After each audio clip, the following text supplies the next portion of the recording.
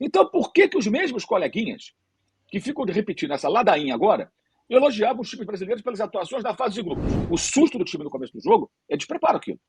Aí merece a crítica. Mas a vitória sobre o Chelsea foi uma grande vitória. Somos finalista. Como a vitória do Botafogo foi uma grande vitória. Tem gente que diz, você desmereceu. Não desmereci a vitória do Botafogo. Elogiei pra caramba. O que eu falei foi, a gente tem que entender o seguinte, o PSG não jogou tudo que pode. E por isso o Botafogo teve a chance e aproveitou. Fosse o Flamengo, eu diria a mesma coisa, porque o Flamengo com o PSG não teria chance, a não ser jogando mal. Enquanto o Bayern, idem. Eu até escrevi no meu blog antes do jogo com o Bayern, lembrando as derrotas para o Bochum, para o Mainz, para o Feyenoord na temporada. Ou seja, a chance do Flamengo era qual? O Bayern ter uma jornada não muito boa, como nessas partidas que eu citei. E aí o Flamengo poderia vencer. Mas o Bayern jogando bem, a chance era muito pequena. Mas ainda assim o Flamengo poderia ter feito melhor do que fez. Então, assim, essa tentativa de criar uma equação matemática é patética, porque não existe isso. Os times tiveram diferentes comportamentos ao longo da competição, os times europeus. Cada um à sua maneira, cada um dentro do seu interesse na competição, na temporada. Não tem essa. Então, assim, dizer, foi na fase de grupos, então. Não, foi na fase. E foi difícil. E foi uma grande vitória do Botafogo, do Flamengo. O Fluminense fez um jogo muito bom com o Borussia Dortmund. Né? O Palmeiras, que eu acho que foi um certo exagero que houve no início, a avaliação com relação ao Porto, porque o Porto demonstrou que é uma equipe muito frágil. Aquele jogo, desde o dia eu falei, era para ter ganho aquele jogo do Palmeiras. Aquele empate eu não achei bom. E falei isso lá no UOL e tal, nos outros lugares onde eu comento. Falei, cara, Jovem Pan, esse jogo é para ganhar. O Palmeiras tinha que ter vencido esse jogo. Esse empate não foi bom. Falei isso no dia. Enfim, então, essa tentativa de desmerecer, dizendo que não, essa fase. Então, por que os mesmos coleguinhas que ficam repetindo essa ladainha agora elogiavam os times brasileiros pelas atuações da fase de grupos? Se ela era café com leite, então não merecia elogio nenhum. Concorda? Qual o raciocínio? É. Então, quando estava na fase de grupos, os brasileiros, não sei o quê, né? Não pode ter complexo de vira-lata, que não é isso também, é ser realista apenas. Enxergar as coisas como elas são. Né? E agora tem o outro chororô que mas o Chelsea tem muito dinheiro, trouxe o João Pedro. Como é que é a relação dos brasileiros com os sul-americanos aqui vizinhos? Aí, no caso. Como é que é a relação? Quando o Fluminense, por exemplo, pega um argentino júnior e elimina na Copa Libertadores, que ele foi campeão, qual a diferença de investimento dos dois? Enquanto o argentino vendia o Fausto Vera, que era um dos seus principais jogadores, para o Corinthians, que não pagava para o Atlético Mineiro, o Fluminense fazia o quê? Trazia o Marcelo de volta naquele ano. O Fluminense tem o Flamengo Arias. estreou, Flamengo, se eu não me engano, na semifinal, o Flamengo estreou o Davi Luiz em 2022, quando foi campeão também, se eu não me Também, engano. também, exato. Ué, então só vale. Peraí, gente. A supremacia financeira dos europeus tem que ser enfrentada da mesma maneira que os vizinhos dos times brasileiros têm que enfrentar a supremacia financeira dos times do Brasil, que dominam a Libertadores por conta do dinheiro. É óbvio isso, gente. O dinheiro faz toda a diferença. E está no regulamento, eles escreveram o jogador já estava contratado, na verdade, né? Ele até tirou férias já, porque o último jogo do João Pedro foi 19 de abril, contra o Brighton. Depois não jogou mais. Contra o Brentford. Depois não jogou Pelo mais pelo Bright. Brighton. Então tinha mais de um mês. Foi reintegrado, treinou, foi lá, jogou e decidiu o jogo. Mas se não tivesse João Pedro, possivelmente outro jogador faria os gols, eles poderiam vencer o jogo, porque é um time melhor que o Fluminense. E se fosse com o Flamengo, concordo, seria mais difícil do que na fase de grupos. Porque é uma outra mobilização. É um jogo eliminatório, os caras vão entrar mais ligados, já tinham o aprendizado da derrota para o Flamengo surpreendeu o Chelsea. Então não tem que ficar desvalorizando nada, ou criando uma régua que não existe.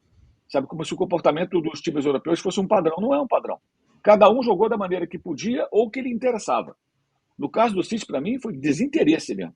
Claro desinteresse. Ninguém vai dizer isso. Você acha que uma instituição vai admitir que no torneio da FIFA ela não jogou tudo que pode? Mas, cara, a gente vê o jogo. A gente vê as reações das pessoas. Então, era muito claro isso. Agora, claro que quando entrou no mata-mata, também entra e começa a ter os confrontos entre eles, a coisa muda também. PSG e Bayern não foi brincadeira, claro que não.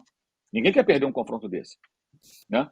Então é muito desagradável esse tipo de situação, porque tudo isso é verdade. A fase de grupos tende a ser menos complexa que o mata-mata, mas as vitórias do Botafogo, do Flamengo, a boa atuação do Fluminense contra o Dortmund, são boas atuações que têm que ser reconhecidas.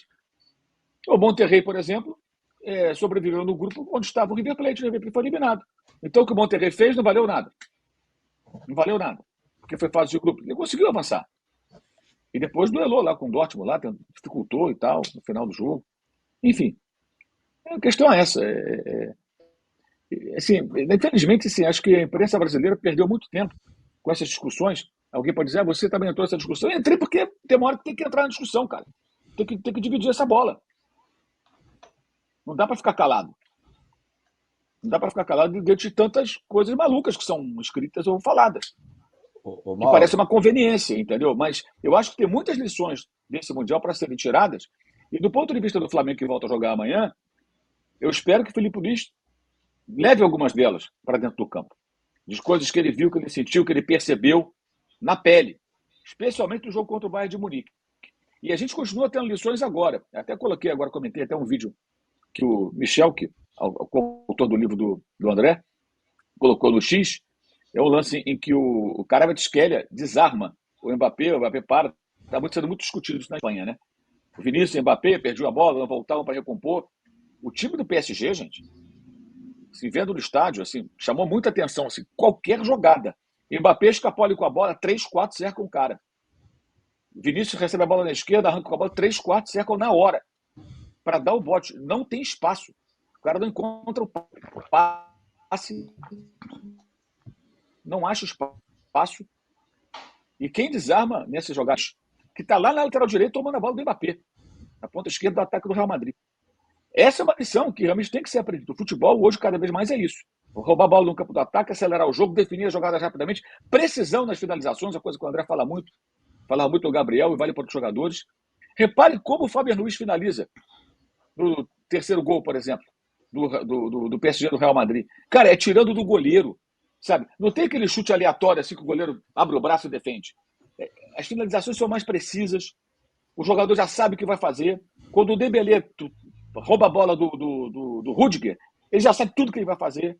Os caras não perdem esses gols, gente. Que a gente cansa de ver, né? No Flamengo, então, como se perde gol? Os caras não erram. Isso é o quê? Treinamento, qualidade técnica, um pouco de cada coisa, eu acho. Frieza, preparo, sabe? Os caras sabem o que fazer. E o futebol tá assim. É bola roubada no campo de ataque, muita pressão. Todo mundo tem que correr. Então a discussão, Pedro e Arrascaeta não podem jogar juntos, ela é pertinente, sim. Esses jogadores têm também que dar um pouco mais. Eles precisam entender o jogo que está sendo jogado. O Pedro não entrou em campo, mas viu o Harry Kane jogando e viu como ele participa do jogo. Prestou atenção? Se não prestou atenção, deveria ter prestado. Não vai fazer igual? Acho que não, mas copia um pouquinho. Faz 40% disso, 50% disso. Pô, vai melhorar pra caramba, cara. Então tem muitas coisas legais do Mundial que esses confrontos, esses enfrentamentos com os europeus especialmente, proporcionaram. Que eu acho que dá para tirar boas lições para tentar melhorar o nível dos jogos. De que, não só para quem participou, mas quem assistiu também. Os treinadores, jogadores dos outros times brasileiros que viram os seus adversários rotineiros enfrentando equipes que normalmente não se enfrentam. E aí a gente fica discutindo coisas que não tem sentido, gente. Sabe? Chegou o maior clube de vantagens do YouTube. Clube de vantagens da S1 Live. Por apenas R$ 9,90 por mês, você entra pro nosso time e começa a concorrer toda a segunda-feira uma camisa oficial de sua escolha. E tem mais, toda semana rola o bolão da rodada e o vencedor leva R$500 no Pix. Isso mesmo, até R$2.000 por mês em prêmios só no bolão. E não para por aí. Os 10 primeiros colocados do bolão também ganham prêmios incríveis toda semana. São muitas vantagens. Assinantes do Clube de Vantagens não pagam mais superchat nas lives. Você pode aparecer ao vivo nos nossos programas. É isso mesmo, você que é assinante também poderá enviar perguntas em vídeos pelo nosso app. Conheça Rewards, o plano de recompensa do nosso Clube de Vantagens. Acumule pontos e conquiste muitos prêmios. Participando ativamente, indicando amigos e familiares. Prêmios e vantagens que só a S1 Live oferece. Um clube de verdade para torcedores apaixonados.